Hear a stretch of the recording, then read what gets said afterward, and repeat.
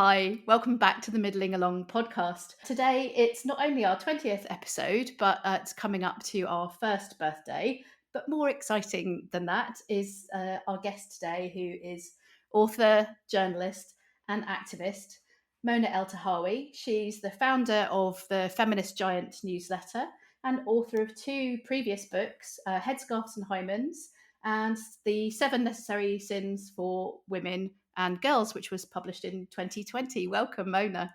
Hello, Emma. Thank you for having me. So, we're mainly here to have a chat about your upcoming book, title of which I have written down because it has a sort of a subtitle that's quite long, entitled "Bloody Hell and Other Stories: Adventures in Menopause from Across the Personal and Political Spectrum." And you'll be publishing that via Unbound, the crowdfunding model. So we'll come back to that because I do want to hear about it, but I thought we could briefly touch on your last book. I've got my copy in front of me, which you can see it's got post-it notes sticking out the top because I've just been reviewing it and chopping out some quotes. The Seven Necessary Sins for Women and Girls, which I just really loved and I think is probably overdue for a reread.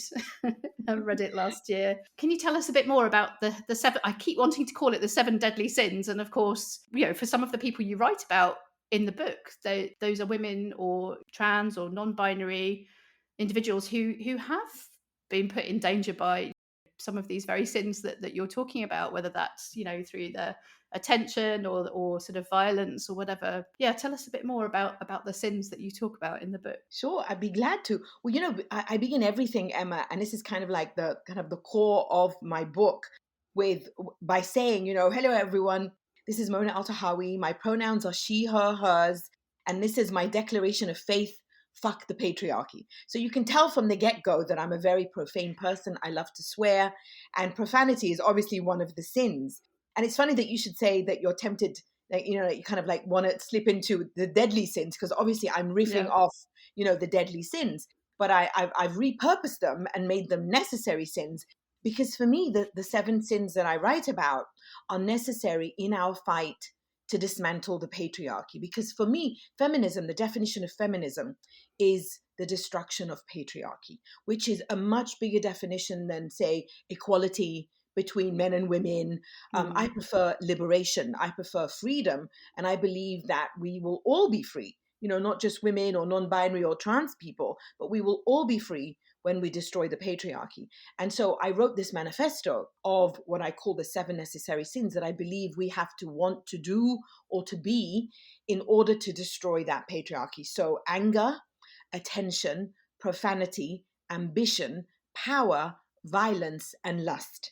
And for each one of those, I give very personal stories, but I also give stories from around the world so that people can see that feminism is very much a global thing, that feminism is very much alive and vital and necessary. And just as importantly, because I wrote the book, while Donald Trump was in power, I wanted people to see that Donald Trump was a result of a failure of what many people now call white feminism, and that the United States and white feminism are not the center of the universe.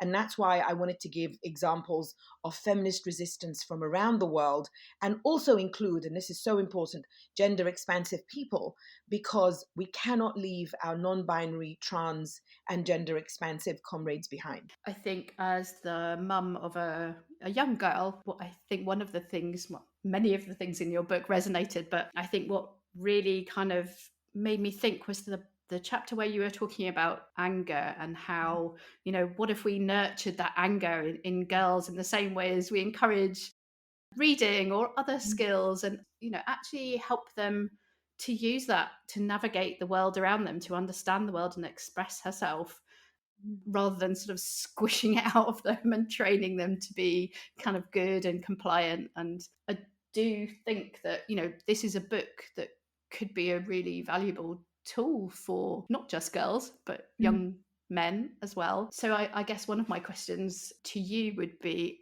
how old do you think a teen or a preteen or would would need to be to read this book, because I talk to my son and my daughter about, the patriarchy. They probably roll their eyes at me every now and then, but I would love them to both read this book. So yeah, I'm interested. Have you spoken to other young people who've read this, and at sort of what age did they really start to get the ideas that you're talking about there?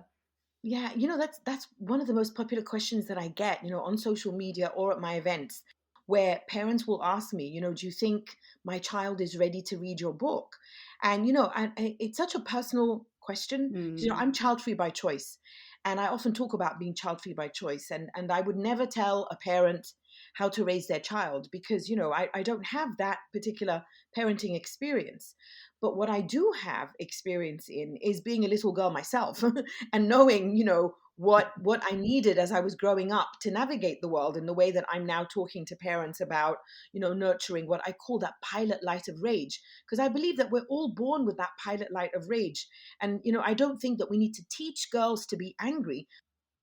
What we need to do is to stop teaching them not to be angry. It's like the opposite. Everyone is born with this pilot light of rage. It's one of the mm, things that protect us, because it helps us to rage against injustice.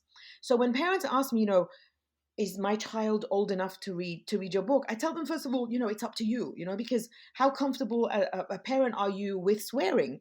How comfortable a parent are you with, discussions of sex and sexuality? And I would hope that they would be very comfortable.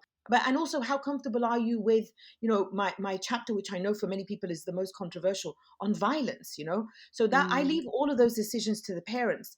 But I hope that they would be comfortable. And because one of the things I talk about in the chapter on anger is that I'm working on a curriculum of about rage for girls, in that, and I will put together, a collection of feminists and poets and activists and everything they've written and spoken about and celebrated about rage, as a way to kind of like to give this toolkit, especially to young girls, before the patriarchy gets them and squishes out that anger. So often, when I get the question on social media, I will retweet it if it comes in a tweet, and then I love to see other parents come in and speak to the parent who asked me this question. So I've had parents say, my child is as young as 10, or my child is as young as 12, or I've read this book and it's helped me to open discussions, with my daughter or son, or, non-binary child, and it's been really, really useful. So I think one of the things that I'm considering as, the book, so in the US and Canada, it came out in 2019. In mhm. Ireland and the UK, it came out in 2020. So I'm seriously considering having a young adult, a YA version, where Oh, I that will, would be make, amazing. right. So that And it's some kind of like notes to go counting that. with. Here's your further reading. Once Yeah. you've read this chapter, here's where you go next. Exactly. So it would have a curriculum for age and everything. It would also have, a reading guide, an educational guide, and it would make it more accessible to younger people, especially, like I was saying, boys, girls, non-binary children Mm, who are part of the feminist struggle against patriarchy, because it's going to impact them directly as they grow up. that sounds incredible. We've already mentioned the Feminist Giant newsletter, which when I write up the notes on the website, I'll make sure that we link out so that people can find you in all your many guises. But yeah, let's move on then and talk about the new book. So Mm. actually, no, let's skip back a bit. When did you realize that you were going through perimenopause? Because I think for many people it's sort of, we're so kind of lost, it's a kind Mm. of a creeping realization, or it's a kind of something that gets to a crisis point where they finally get to see a sort of a medical practitioner who figures out what's going on. What was your story?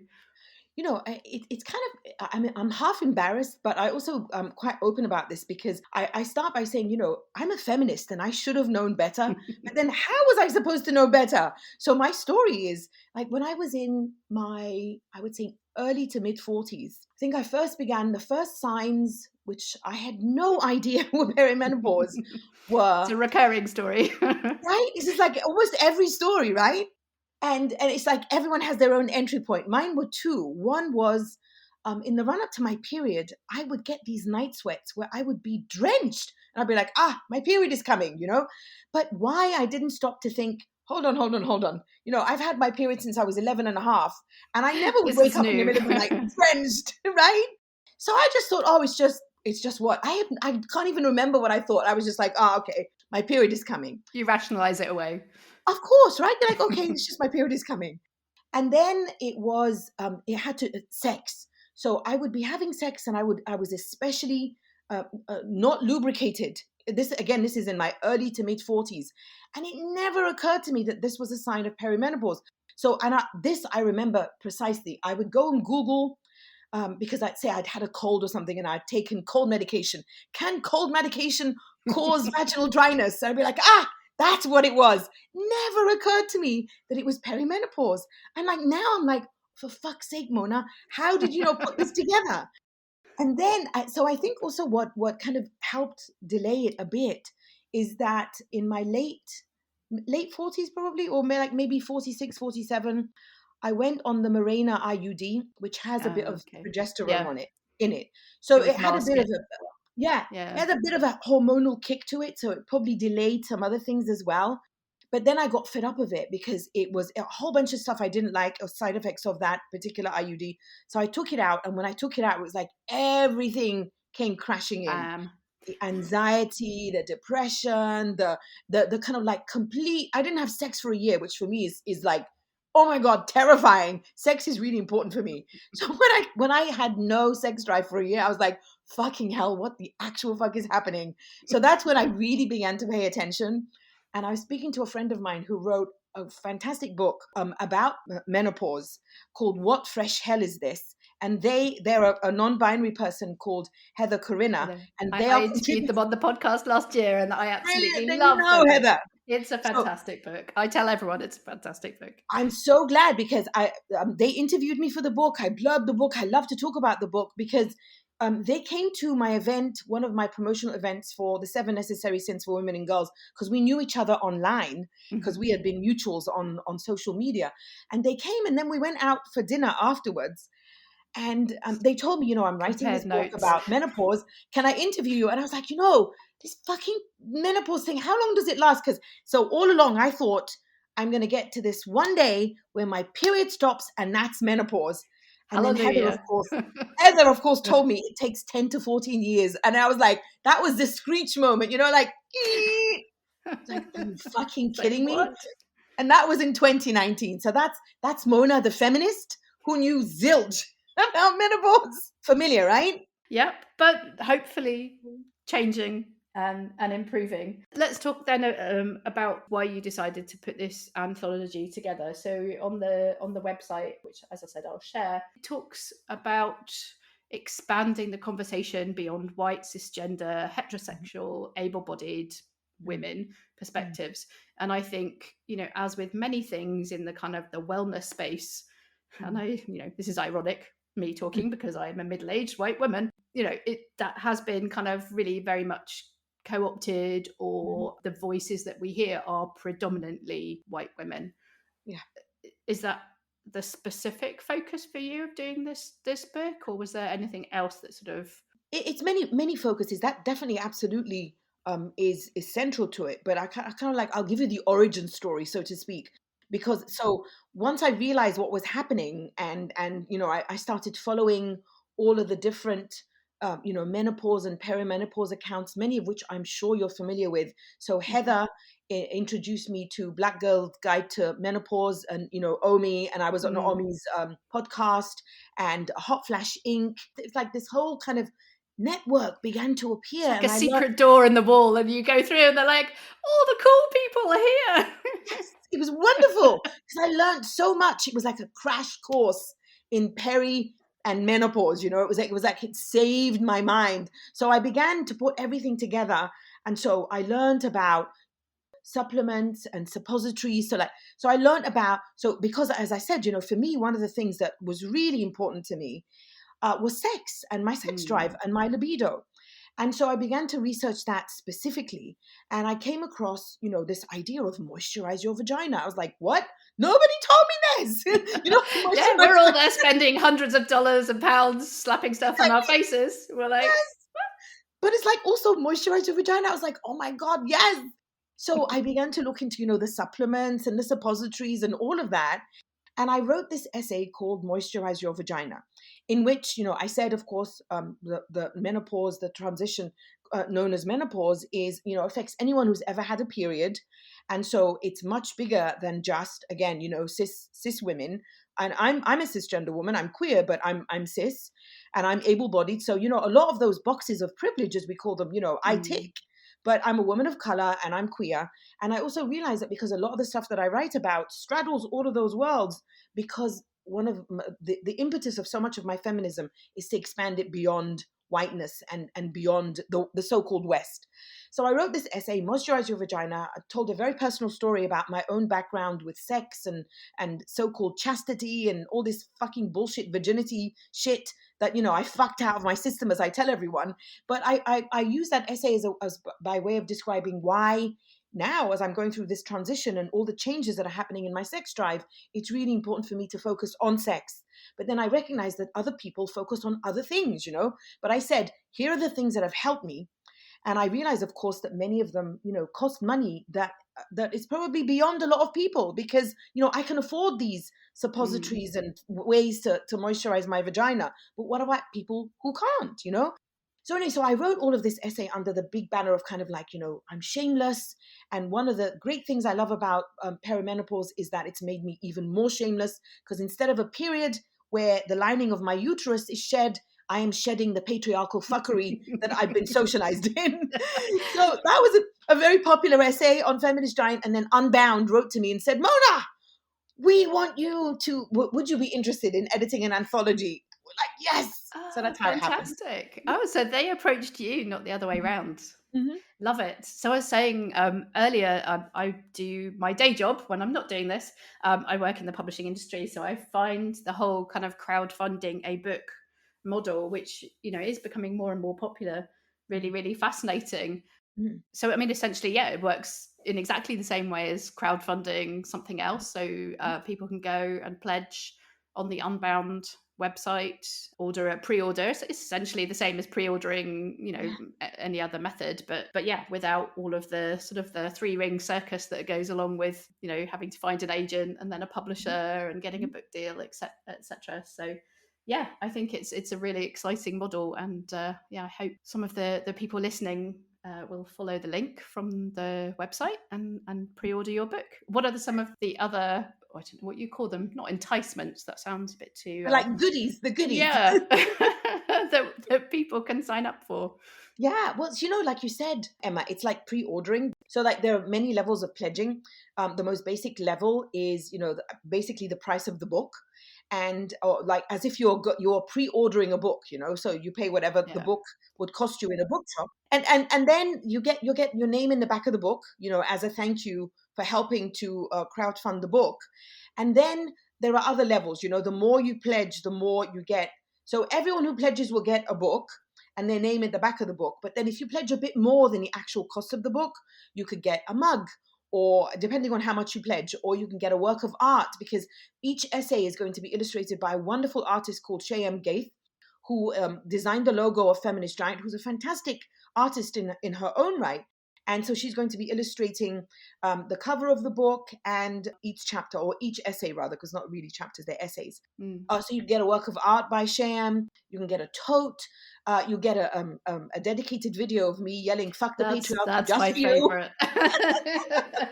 Or you could get, if you have like a group of friends that you want to treat, you can order 5 books together. And then for a bit more than that, you could get half an hour with me where I would talk to you and your friends. So it's like you get some time with me in a mini book club where you all get copies of the book, and then you get half an hour of my time, talking to you. And then for people who have funds and they really, really want to splurge on us, thank you. You can become like a super patron where you get your name on the front of the book if you pay a lot of money. If you have, disposable income, we thank you very much. Fantastic. So we've already talked a little bit about Heather, who wrote a fantastic book, was very kind enough to come and talk to the podcast last year. And I think they are writing one of the essays in the book. Yes. Is that right? Yes, I'm so glad. So Heather's writing one of the books. So Heather is one of the non-binary contributors. Another non-binary contributor is someone you might know called Tanya Glide, Hmm. who is queer menopause on social media. And Tanya was one of several people who testified or went and spoke before Parliament in the UK, where I know that, kind of like the campaign and the push to get menopause, out there on the agenda is much, much further ahead than in the US. So Tanya has kindly also agreed. They're contributing an essay. There's a trans man who is contributing an essay. And I begin with the gender expansive people because, like we both said, that is one of the goals of the book, to expand, the understanding and the focus of menopausal people. I also have cisgender people. So Anne Marie, who is the founder of Hot Flash Inc. newsletter, who, every week does this great curation of all the news out there about menopause. Anne Marie is contributing an essay. There is a nutritionist called Jen Salib, who is on social media called Menopause Nutritionist, and Jen is contributing an essay about nutrition and the ways we eat and what she calls intuitive eating that Hmm. goes headlong against this most, if you Google menopause, so many articles come out about dieting and losing weight Yeah. because Target the this belly obsession. fats. Exactly. So Jen works against that. So Jen is contributing an essay about her work as a nutritionist. And then also another big focus of the book is to expand, as I said, expand the focus beyond the so-called West and whiteness. So I have contributors from South Africa, Black feminists from South Africa. I have contributors who are of Chinese and Asian descent. I have contributors from India. I have one contributor who wrote a fabulous book called How to Raise a Feminist Son.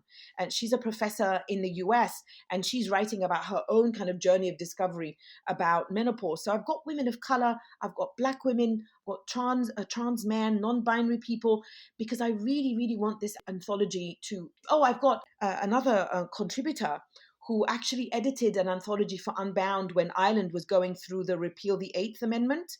And her name is Una Malali. Una's a fantastic activist and feminist, queer rights activist too. And she's contributing an essay about how her treatment for cancer created an early onset menopause. Because, that also Mm. is another entry point into menopause we don't often get, And a very when, brutal one, which people are even less prepared for potentially, yes. and just kind of left to get on with this. Absolutely. If I knew so little and I'm like, oh my God, and I'm a feminist, people who go through chemotherapy know, are given even less. So Una is contributing an essay about her experience with early onset menopause or menopause triggered by her cancer treatment. So it's a wonderful array of people from across the world, from across the gender spectrum. And I'm really excited. So I hope, buy all the books you can get. Pledge, please. Pledge, pledge, pledge. I think just going back to Heather's book, I think one of the things that I really took away from that was there was a part of the book that was talking about the impact of trauma on the Mm, severity of symptoms, but mm, also, thinking about how the experiences of people with disabilities mm, impacted on menopause as well. And I think, those are two things where, we really don't hear mm, much mhm, about mhm. those sort of those kind of intersecting areas of experience, and how that can impact on people going through this. Yes. So I'm sure some of that will come up in the book as well. Yeah, absolutely. I mean, you know that Heather is disabled as and also a non-binary person. So I know that disability it often features in their work, and it's really important to me. Especially now that we're going through this fucking pandemic. Where many disabled people have been telling us all along. You have to pay attention Mm, to so many people who are just left not just to fall through the cracks, but the neglect of whom is borders on it's genocidal eugenics, as many people have been urging us to use these words, because when you look at who's been impacted the most during the pandemic, disabled people, Black, mm. Indigenous and brown people, poor and working class people. So it again, I want the anthology to be to be as inclusive as possible, and to have menopause stories that we don't hear, that we must hear, and that push us beyond the various privileges that we live with. Because I acknowledge I live with a lot of privilege. I'm not a white cisgender heterosexual woman, but I have many other privileges that I believe when you have privilege, you're obliged to fight 10 times harder to expand the space and share it with others. It's one of the things I try to do with Feminist Giant, and it's definitely one of the goals of Bloody Hell and Other Stories. Yeah, and definitely you were talking sort of earlier about, having the capacity to sort of, to pay for, whether that's supplements Mhm. or being able to see a sort of a professional to be able to Yeah. help you, or, Mhm. we're even seeing things in the UK like, wait times to see a professional, Mhm. a menopause specialist are so long that people are being forced to go and pay, Yeah. out of their own pocket, and that again is only accessible to some of us. Absolutely. And we don't even have universal healthcare in the US. So I mean, that it's built in this, the unfairness, the injustice is built into the system. How do you go and talk to your doctor if you don't have health insurance, and you're left to Mm. suffer, with all the impacts that menopause, the menopause transition bring. So there are like multiple levels of just unfairness and injustice that go into so much that has to do with our health, with our body, with aging, that the pandemic has definitely brought up, but that menopause brings up for those of us who go through that transition, most certainly. And you were talking earlier, I think, about the fact that menopause was going mainstream a lot more in perhaps in the Mm, UK than the US, and yeah, even sort of daytime TV now, it's mm, it really is being talked about everywhere. Are mm. there any kind of particular voices in the US who are starting to sort of change that? Mm. Well, I was really glad to see Gabrielle Union talk about it. The actress Gabrielle Union, she's talked about Hmm. going through menopause or her perimenopause. So that's a name that I'm actually going to try and find someone who knows her and ask Gabrielle to just maybe contribute, like even Yeah, just 500 words, a forward. Yeah, get right? out Just there. get someone super famous so that people can go, oh, okay, I'm going to buy your book. So Gabriel Union comes to mind, but like on the level of having, say, a documentary like Davina McCall Mm. made in the UK, we're not there. We're not there yet in the US. I find the US, I moved to the US in 2000, and the US has an unhealthy obsession with youth, Mm. and it's so Sort of dangerous like in you're so exhibiting weakness by admitting that you're going through this yeah, naturally. by getting older, basically. And that's one of the things that I think has made the pandemic so much worse, because when it became obvious very early on that it was impacting elder senior citizens and elderly people first, this incredibly selfish, individualistic, youth obsessed approach in the US was, it's just old people Mm. dying, and it was just horrendous. I mean, that's why words like eugenics and genocide and all of that had to be used, because that unhealthy obsession with youth and ignoring aging as some kind of weakness, like you're saying, goes to the heart of so much that is wrong in the US. So I'm hoping now that we have actresses who are talking about this, that it pushes the conversation more mainstream in the ways that you have in the UK. Mm. Actually, that leads me on to one of the other points I was going to maybe talk about the sort of ageism inherent in our society, which is thinking about, obviously a lot of our societies going back hundreds, thousands of years were matriarchal societies. So Mm, women coming into this phase of life were respected, mm, revered, valued for their wisdom and their mm. knowledge. Like, can we not go back to to that, that Right? whole experience of the sort of that bubble of patriarchy and misogyny, of Mhm, making us ashamed of getting mhm, older and mhm. feeling invisible and unwanted. Well, I'm convinced, and I know that many people who are going through the menopause transition, know this and say this. So it's not just me who's saying it, but I'm convinced that the older we get, the more shamed we are for getting older, because we're becoming more powerful. And so patriarchy wants to push us out because we finally have that power now in all the stages of our lives. So when I was younger, I was miserable. Not for all the money in the world would I go back to my 20s or even most of my 30s, because I felt I had no power. And then, so for some people who can who can become pregnant and who want to be a parent, power then comes through parenting. And I've never wanted to have children. I'm child free by choice. So I didn't even get the power, that comes from parenting. So I'm like, okay, finally, I'm like, I'm now in my power. I now know, and I feel it, that I have more power than I've ever had.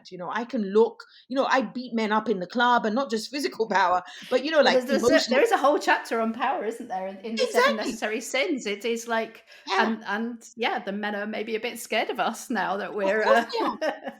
And that's exactly why they want to shame us for getting to this age now where we're like, you know what? Fuck you. I don't care. I've earned every single one of these wrinkles on my face. I fucking earned them. And I'm now at the stage where I will not. This is why I mentioned shame and shamelessness. I have no shame because I'm powerful now, and because I Yeah, stand it's in my power liberating. now. It's wonderful. And I'm convinced that's exactly why we're like pushed to the side by patriarchy, because patriarchy doesn't want us to be powerful. Patriarchy wants the powerless so that it can shape them and shame them and make them what it wants them to be. And this especially applies, to cisgender women, because, trans and non-binary people have, other challenges from patriarchy. But when I'm talking about me as a cisgender woman, when I was in my 20s, I was miserable. But here I am now, 54, and I write my age and I post pictures, hashtag this is 54, because I am shameless. And as I write in Feminist Giant, when you're shameless, you can never be shamed. And this is what patriarchy fears, And this idea of being invisible is also something that, I've talked to Anne Marie about on her podcast. And I'm writing an essay now because, do you know that Polish model, Paulina Porcikova, I think her Porcikova, name yeah. is? She's been talking a lot about being invisible, and she's fucking pissed me off. I can't fucking believe it, honestly. I mean, this is like, I'm at the end of my patience with her. There was an interview she gave to the Times of London, right? Where she's in a fucking string bikini and she's like, I'm invisible. I'm like, invisible to who? What the fuck are you talking about, woman? Invisible? Are you kidding me? She used to be the highest paid model in the world. She was married to a famous rock star and then a famous, screenwriter and TV producer. So clearly who she's invisible to are these powerful, rich white men who she used to get deflected power from, and who she used to get deflected wealth from. Not getting And attention now, from the right people.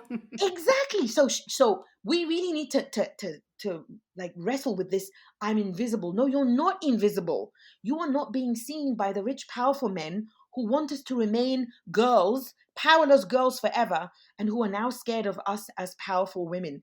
But the nerve of saying I'm invisible when, disabled women are invisible or invisibilized, intentionally, Black and women of color are intentionally pushed out of the public eye. But you get this woman in a string bikini in the Times of London saying I'm invisible. Oh my God. The audacity. Mhm. Mona, it's been such a joy talking to you. Please, everyone listening, go check out the link and have a look at the Unbound website for Mona's upcoming book, which I very much hope will be out this year so that I get to read it. And thank you so much for your time. It's been lovely It's to been a meet pleasure. you. Thank you so much, Emma. You've been listening to the Middling Along podcast. Do remember to subscribe to be notified when our next episode is live. And why not visit the blog at www.middlingalong.com to sign up to my newsletter as well. I do hope you enjoyed listening today. If you did, I'd be really grateful if you would consider leaving a short review, as that helps people find the podcast and helps get it noticed. Hope you can join us next time. Goodbye for now.